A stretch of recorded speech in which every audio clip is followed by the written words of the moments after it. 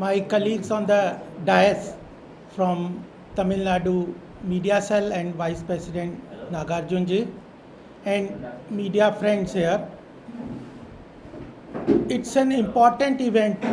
When the budget for this year was presented by Nirmala Sitharamanji, the Prime Minister said that the budget itself should not be a merely 1 or 2 day event, that a budget is presented in the parliament where lot of effort goes in making the budget. Then it is not only discussed in some people in the parliament, some pink papers give it some headlines and then people forget. It should be taken to every nook and corner, because we have done, Prime Minister has done lot of effort in making this budget. It's an Amrit Kal's first budget where he says that his budget will lay the foundation for a strong economic power which we all expect India to be in its 100th year of 2047. So he says, he has been mentioning at every place that this budget is laying the foundation for India to be a very strong economic power. We all expect India to be an economic power, not only India but globally. Many countries have been saying, many institutions have been saying this, that in coming decades India will be an economic power. We all together have to make this a collective will is important, and therefore Prime Minister has said that this budget provision should go to every nook and corner, and therefore a committee at the center was formulated. Same way the state level committees were formulated. Many programs were held at even to the district level, involving youth, farmers, women, agriculturists, then entrepreneurs, business community, to talk and discuss with them about the provisions of the budget, get their feedback, because abhi next session will also be there after the recess. If any suggestions come from the people, that can be further taken into consideration, and finally government will decide. So some, in this broad contour, this kind of program have been held from 2nd of February to current. People are doing everywhere. Here also many programs have been done. I will give you a brief outline of what budget, this budget lays the foundation. We all know that we had all faced a big pandemic. COVID was a big pandemic, and it has disrupted not only Indian economy but global economy. Major economies of the world, US, Europe or China, which were catalyzing global growth, had due to pandemic disruption found difficulty, and they at present are in a challenging situation. Their economy is in bad shape. US is facing huge inflation. Europe, all the countries, Russia, UK, Italy, Germany, they are facing energy crisis. China is facing a difficult situation the way it handled the COVID. But economic survey this year said that the Indian economy is an outlier. We all know that India is the fastest growing economy in the world today. We are attracting the highest FDI in the country. Global investment is coming to India. This is because the way post-pandemic measures taken by Prime Minister Modi ji in the form of vaccination, or in the form of Atmanirbhar Bharat package, or in the form of welfare schemes like Pradhan Mantri Anna Yojana, Pradhan Mantri Kisan Samman Yojana, Pradhan Mantri Awas Yojana. There are 51 schemes which help people in the time of COVID, and therefore because of Atmanirbhar Bharat, support to the industry, support to the manufacturing sector, support to the business, tourism, healthcare, all these, vaccination, our economy has come in a good way. It is in a robust situation, and this is not being told by us alone. Globally, every institution, World Bank, IMF, even World Economic Forum, all institutions are saying that Indian economy is in a very strong foundation, because the way three macroeconomic parameters were held and controlled by the government. It was control of inflation. It's important. America is facing an inflation which it faced 40 years back. It is really in that level of inflation. We know Sri Lanka, Pakistan, Turkey, they have all destroyed their economy because of inflation. But Indian inflation is under control. RBI had set a target of 6% of inflation in the GDP. We are below that. We are out of recession. Global economy is facing a challenge of recession. Their economies are not performing as they wanted it to perform. We are out of recession. And third important factor is fiscal deficit, which is called, if in any household term, that whatever you are earning is you are expending more than what you are earning. Our fiscal deficit in this budget also is within under the control. So three major economic factors, parameters which drive economy, because of right measure of taken by the government, Modi ji, post pandemic, and therefore our economy is at present in a very strong footprints of low inflation, out of recession, and budgetary deficit under control, and therefore global economy, global investors are looking for India. On the strong foundation, this budget has come. I will underline 3-4 important parameters that this budget is a forward looking. We are not going to only rely on what we have accomplished in last 9 years or 10 years. You all know. But we have to move ahead. Our economy has to become very strong, much more robust. We have to become rise to the level of Vishwaguru that the Prime Minister is saying. And for that, any leadership, global leadership, if any country want to attain, it has to have a very strong economic power. And therefore, this budget is a forward-looking budget. The Prime Minister in this budget, there are 4 important parameters, only those I will touch. Overview I will like to give you. Details are in the time. This is a digital world. Anybody can just Google any of the word and he will find the detail. But the overall picture I will just bring to you. The government in this budget, to support ease of doing business and ease of living, has increased its infrastructure expenditure by 33%. And the current budget provides for an infrastructure investment for building roads, railways, waterways, airports, rural housing, bridges. These are very important for any economic growth. The government in this budget has increased the capital expenditure on building good infrastructure of connectivity by 33% to 10 lakh crore. And this is very important factor that during pandemic, government earlier had increased the expenditure from 5 lakh to 7.5 lakh crores. And now in addition to that, in the last budget, we had provided for 7.5 lakh crore of expenditure on capital. Therefore, you see beautiful roads, fast roads, railways, airports, all these things. So the current budget increases that expenditure by another 33% to 10 lakh crore.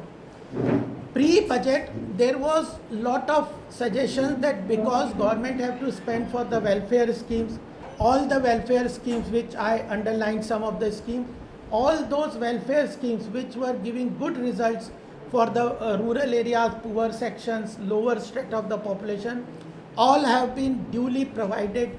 The provision for them has been increased proportionately from the last budget.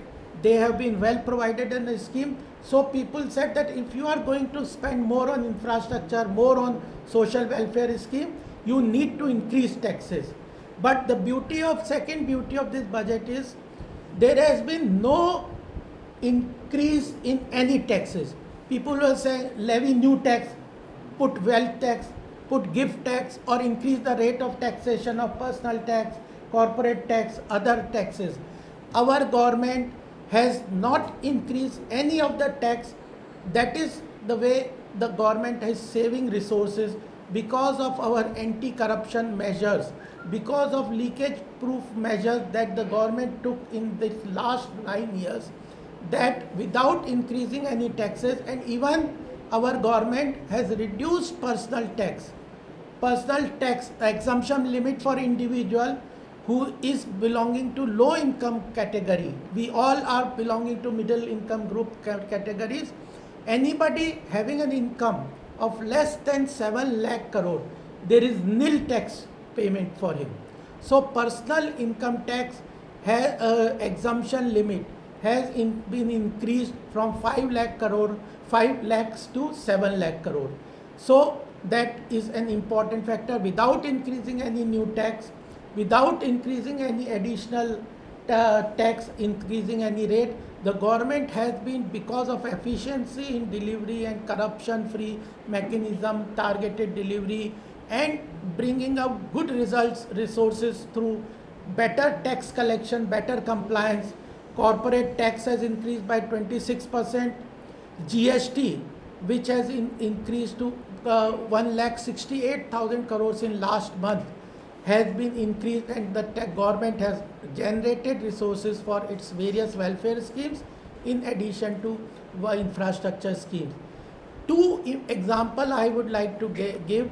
Corporate tax, which was at one point at time very high, our government successively to increase business development, increase industries, help industries develop, help manufacturing sector, had reduced corporate tax to 25% in the earlier budget.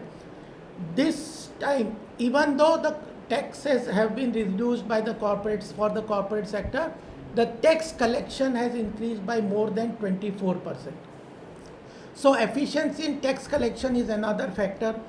GST, when this GST was introduced, the target was, the committee had suggested that average GST rate, which was earlier 25 to 30%, the committee had said that you reduce it to 15% tax. But currently GST tax rate is 11.6%. So major taxes have been reduced, and in this budget another reduction, big reduction has taken place in the cooperative sector. You know, we live to the remote areas, villages, rural areas. 60% of our population lives in the village areas, and for the development of that village areas, there we have formulated one separate Ministry of Corporation and Ministry of Cooperation, where in this budget the government has reduced the cooperative societies tax to 15%. That's a big support that the government is giving to the rural economy. So taxes have been reduced, the expenditures have been increased, and the economy's macroeconomic parameters have been well in control, and therefore our economy is in a sound foundation, and the Prime Minister expects that by next 1 or 2 decades, at present we are the 5th largest economy. Within this decade, 5 years, some people say, or 5 or between 10 years, we will be the 3rd largest economy of the world. In 2014, when we came to power, we were our economy was in the fragile 5, bottom 5.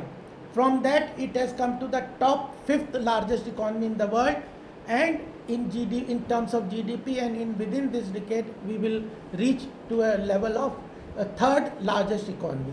This is the beauty of the economic development. The third factor that the budget is looking after is about the tourism.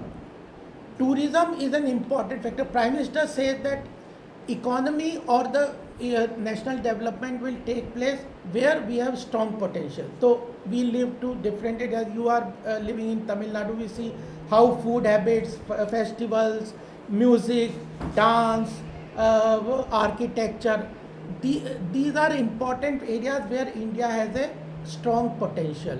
The Prime Minister in this budget has focused that we have identified 50 tourist destinations which can propel India's cultural economy to a great extent, because India's leadership globally is art, music, culture, festival, food, architecture. And if we showcase them to the world, how much tourism it will develop, how much growth it will bring to the India's economy. Therefore, 50 destinations have been identified with strong potential for tourism. The whole expenditure on development of this 50 institution will be done by the central government. And in this 50 set destination, the Prime Minister has also aligned an important event that India is taking leadership under the G20. The Prime Minister said that in this year, around 1 lakh influential people across the globe will come to India from almost 29 important countries and 20 important institutions like United Nations, World Bank, IMF. They will come to India under the G20 initiative presidentship of India within this year. They are influencer in their countries. They will visit 56 centers. Different G20 summits will be held in 56 different centers, cities on all the states, and aligning them with the 50 destinations that the central government will develop and showcase the Indian cultural economy potential to these 1 lakh people. They will go back and they will be the ambassador of India's cultural economy and how economy can progress. So the tourism is the third focus that the government has said. Along with this opportunity of G20 creating best destination of infrastructure in tourism, it will generate employment, etc., is an important area. The fourth aspect that I would like to underline is about the future looking aspect of this budget. It is a future oriented budget. The Prime Minister has said that India has strong potential. We have seen how IT industry had propelled the growth of India in the past some of the years. We have good technological inputs on the engineering side, software side, hardware side, chip manufacturing, automobile industries development, etc. So, this issue of technological development is another area where India can propel its growth, and he calls it a knowledge economy initiative. India is best suited because of educational institutions, civilizational issues, etc., to lead the world on the knowledge economy side, and therefore huge investment has been created in this budget provision for developing knowledge economy. 5G is an important initiative that India is taking for the first time globally. India is the leader in 5G technology. 100 labs will be set up for developing 5G technology. The centers of excellence will be funded. Universities are being improved through the National Education Policy (NEP), and in that artificial intelligence, etc., will be developed. So, green energy is an initiative. Hydrogen energy. India has a lot of dependence on import of crude oil. Lot of our foreign currency moves out of India because of our import requirement of crude oil. So in this budget there is a green energy shift transition where new solar energy initiative has been provided for. Green hydrogen energy is being provided for. Renewable energy is being looked into. So environmental friendly and the foreign exchange saving energy transition is also being planned. So there are immense areas where the government has worked. Technology, knowledge economy, cultural economy, agriculture sector, huge provision has been made for the agriculture sector, even for employment generation. The Prime Minister said that we will train, give credit and marketing support to the handicraft artisans people across the country where to develop one district, one product, where handicrafts have a good potential for India. So artisans, small artisans, they will be skilled, and there is an initiative on that. So and lastly, cooperative sector is a big mover of economic growth. So these are certain areas that I wanted to point out to you, that the Prime Minister's vision is that if India has to lead the world, take the leadership of the global community, it has to become an economic superpower. for economic superpower, our macroeconomic fundamentals are very strong in this 75th year of our independence. 25 years is the golden period, Amrit Kal, where if we collectively work for the betterment of the common man, betterment of the economic growth, betterment of manufacturing, MSME sector, there are huge provisions. I cannot go into those details, but MSME sector support has been given, a lot of support, resolution, ease of doing business, everything. Compliances, 39,000 compliances have been reduced for small businesses, decriminalization of laws. So these are many factors which the Prime Minister's vision is there. He has been requesting that no one person can achieve the goal. It has to be collective will of the people, collective assignment of the state government to work toward the betterment of the country. And we also have been requesting that some of the states where our government is not there, state government is ruled by another different political outfits, there many of the schemes which are beneficial to the people, which have done immense change in the life of the common man, poor man, their schemes are being hindered at some places by the state government. They are not providing good data, so the transmission of fund transfer does not take place to the smoothly to the targeted person. The level of corruption which has been removed from the center schemes, center's delivery mechanism, some of the states, particularly we have seen that where even I have been told that in the Tamil Nadu also some of the schemes which are very nicely accepted by the people are not reaching to the common man because of certain problems at the state government not cooperating. So if the collectively will of the state government and the central government and the people work towards it, so in this next 1 or 2 decades, I think India will be what the vision of our Prime Minister is, to make India a strong economic power. This is the foundation that this budget lays down. Can you ask any questions? Yeah. On the budget, you can ask any questions. Central budget. Anybody has any questions? He can ask if they have any doubt or anything. Budget பத்தி எதனா சந்தேகம் இருக்கா? Sir, last day before CM says central government giving low budget to Tamil Nadu. So The thing is that it is the Finance Commission which decides what will be delegated to the states. According to that Finance Commission report, 15th Finance Commission report, every state have been given a criteria for devolution of central budget resources, revenue which the central government collect, and it is around 42% of the central government's revenue which is devolved to the states. We have done a full devolution for that. In addition to that, there are direct schemes like Pradhan Mantri Anna Yojana, Pradhan Mantri Kisan Samman Nidhi, Pradhan Mantri Awas Yojana, where scheme based support is given from the central government.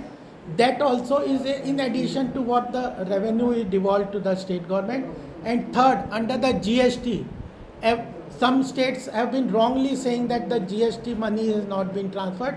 Finance Minister has clearly said on the floor of the Parliament that no this pending GST devolution is pending at the centre. Sir, time and again we could see that Subramania Swamy, a senior leader of BJP, time and again he refers to the defence budget. Allocation of defence budget is very low in the time where China is aggressing in the border. And what do you comment on that? I'll not comment on any individual question. If you are, but I'll answer your question. Our 90% of defence procurement earlier, when we came into the power in 2014, 90% of our defence requirement of all the three forces was being imported. We had set last year a target that 60% of our defence requirement we will procure from Indian domestic producers. We have built 2 defence corridors where the defense requirements are being given to the MSME sector, manufacturing sector, and they are encouraged that tie up with the armed forces and produce their products will be purchased. The target was 60 from 90% of import to 60% from domestic procurement was the target, and this we have crossed already. I am giving you a figure, you can anytime check it. We have crossed 68% of defense procurement domestically. That's very important. Tejas is the first plane domestically developed by HAL. 6 countries have shown their interest in buying Tejas. NASA is the satellite. This satellite, India is a leader in satellite launching.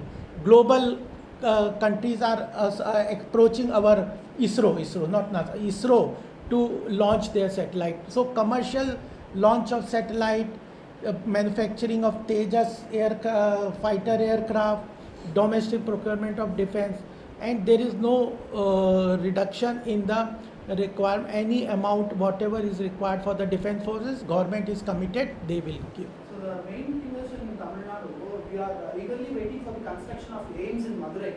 But the Construction of AIMS. Okay, AIMS in Madurai, but the allocation of the amount is very low, particularly in They are wrong. Compared to other state. compared to the other states. particularly I don't know about the AIMS in Madurai, you know.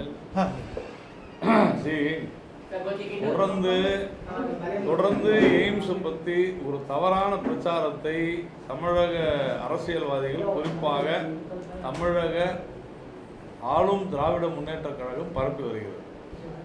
எய்ம்ஸை பொறுத்தவரையில் இந்த அரசாங்கம் அறிவித்து கிட்டத்தட்ட 1.5 வருடங்கள் எந்த இடத்துல AIIMS வரப்போகிறது என்று நிலம் ஒதுக்கப்படவில்லை. அதன் பிறகு கொரோனா வந்துவிட்டது. கொரோனா வந்த பிறகு ஜிகா, அதாவது ஜப்பானிய நிறுவனம், அது எய்ம்ஸ் கட்டுவதற்கான முழு தொகையையும் அது கொடுப்பதாக ஒத்துக்கொண்டுள்ளது. அதுதான் ஒப்பந்தமே. இப்பொழுது அந்த நிறுவனம் தன்னுடைய இயலாமையை அல்லது நாங்கள் மெதுவாக, அதாவது ஒரு காலதாமதத்தோடு அதை செய்கிற காரணத்தினால தான் மத்திய அரசுக்கு உண்டான அந்த நிதி, அந்த பங்கீடு என்பது அந்த நிறுவனம் கொடுக்கும் பொழுது ஆட்டோமேட்டிக்காக வரும். தெரியாதது போன்று நடிப்பது என்பது கண்டிக்கத்தக்கது. ஒரு மாநிலத்தினுடைய வளர்ச்சி என்பது 11 மருத்துவக் கல்லூரிகளை கட்டி கொடுத்துருக்காங்க. 11 மருத்துவக் கல்லூரி வந்திருக்கு. பிஜேபி அரசாங்கம் வந்த பிறகு நரேந்திர மோடி அவர்கள் தலைமையில் 3500 மெடிக்கல் சீட் வந்திருக்கு. வேறு எந்த மாநிலத்திற்கும் அது போகலை. இந்த மாதிரி சூழ்நிலையில் இதில் அரசியல் செய்வது, திடீர்னு செங்கல்லை தூக்கிட்டு போகிறது, நாங்கள் கம்ப்ளைண்ட்லாம் கூட கொடுத்துருக்குறோம். அதுக்கு இப்படி ஒரு அரசியல் செய்வது என்பது தவறான விஷயம். ஆனால் பிரதமரை பார்க்க போகும்போது அந்த செங்கல் அவர் எடுத்துகிட்டு போகல. இதெல்லாம் என்ன காரணம்னா, இது அரசியல் ஆக்குவது என்பதற்காகத்தான். அதனால் எய்ம்ஸ் பொறுத்தவரையிலும் தன்னுடைய பணியினை மத்திய அரசு துவங்கி விட்டது. ஏனென்றால் மத்திய அரசினுடைய எய்ம்ஸ் மருத்துவக் கல்லூரி உங்கள் எல்லாருக்கும் தெரியும் நடந்து கொண்டிருக்கிறது. அப்போ எய்ம்ஸ் இன்னும் துவங்கலன்னு அவங்க சொல்கிறதே தப்பு. அதுதான் இடையில இந்த கொரோனா பீரியட் வேற 3 வருஷம் எந்த கான்ட்ராக்ட், எந்த வேலையும் எங்கேயுமே நடக்கல. அது இந்தியா முழுவதும், பர்டிகுலர் தமிழ்நாடு, அதுவும் அந்த கேப்ல தான் இருக்கு. உங்க சொல்ற 4 வருஷத்துல அதையும் புரிஞ்சுக்க மாட்டேன். So now we will today's press conference is focused on the central budget, hai na? We will focus on that. Any questions on the central budget that you have? So cylinder increase,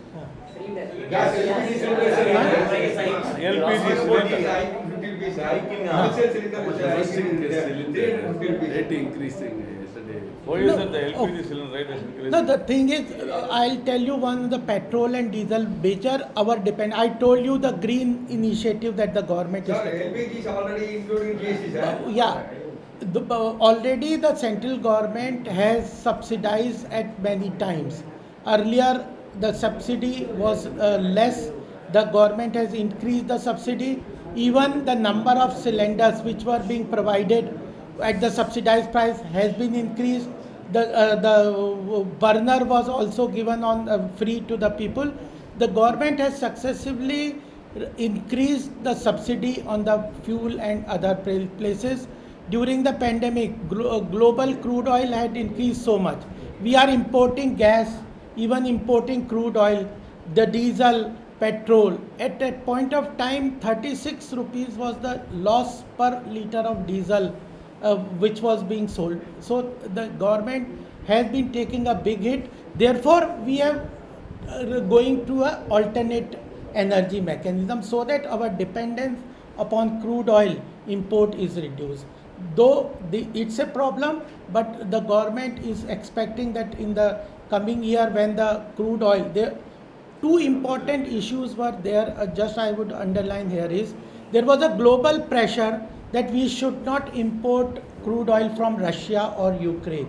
But in spite of global pressure, in the national interest, the Prime Minister decided that we will go ahead and procure from Russia, and we did that. Even the pressure of US and other countries was withheld, and the government went out with this. So ultimately there is one thing, that you go for a long-term solution. The government is taking care at the both ends. So you say that the Russian-Ukraine war is a reason for the price hike in cylinder? Global crude oil. Increase in the global crude oil price, Russia-Ukraine war is a major factor, and in this increase was the reason, and therefore we went for this. So you're talking about the alternate energy, but mass people are using, highly dependent upon the cylinder. Don't you think So it is a- yeah, LPG already government is doing, No, it don't has you think it is a subsidized. burden for people because We prices have understand. increased. Therefore, different issue. There are several. You cannot see the social welfare scheme in isolation. You have to see majority. If you see Pradhan Mantri Awas Yojana, in this budget, the increase in the number of houses has been done to 3.5 crores. The water is a big problem. In Tamil Nadu, I was told that water is a big problem. In 2019, second time when we came to power, only 2.5 crore households were getting water through tap.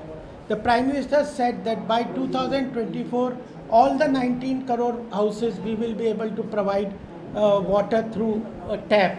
And in these 3 years, more than total number is around 8.5 crore. So in last 60 years, 2.5 crore houses got water through tap. In 3 years, more than 6 crore households were given tap water. So you have to see the 360-degree initiative that the government is taking for. வேற எதுவும் இருக்கா? Thank you.